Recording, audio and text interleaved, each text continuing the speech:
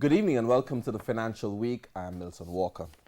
Finance Minister Dr. Nigel Clark says young people can expect more affordable housing solutions in the corporate area soon. Dr. Clark was speaking at a media roundtable today where he addressed concerns that the goal of home ownership is becoming more challenging for young professionals. TVJ's Andrew Laidley reports.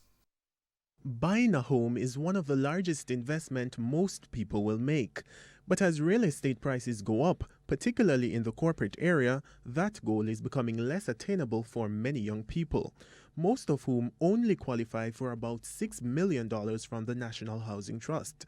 The problem is that the average cost of a starter home in Kingston can be multiple times that amount. Finance Minister Dr. Clark now announcing that the policy is to get cheaper housing. The policy, of the government will be to ensure that Kingston and St. Andrew continues to be, mixed and diverse with mixed and diverse housing stock, and you're going to see more of that. Dr. Clark says removing the stamp duty was one of the moves to reduce the cost of housing for young people, but he admitted more can be done. We need to do more, and we need to ensure that within Kingston and St. Andrew, we have housing solutions that are available, that are affordable for young professionals who may not be in those areas of the economy that have massive incomes.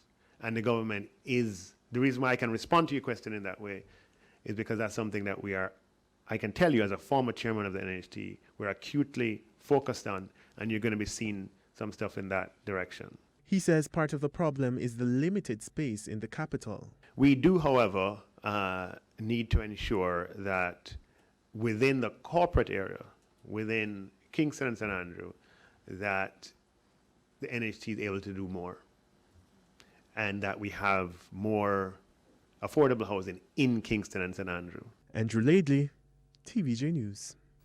Currency trading ended today with the US dollar selling for $135.64. The Canadian dollar traded at $102.91.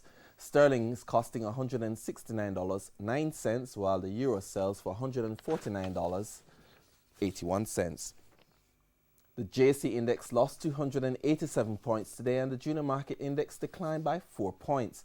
Among the winners were JMB Group, 7.5%, Jamaica Producers, Main Event Entertainment, Medical Disposables and Supplies, and Epley.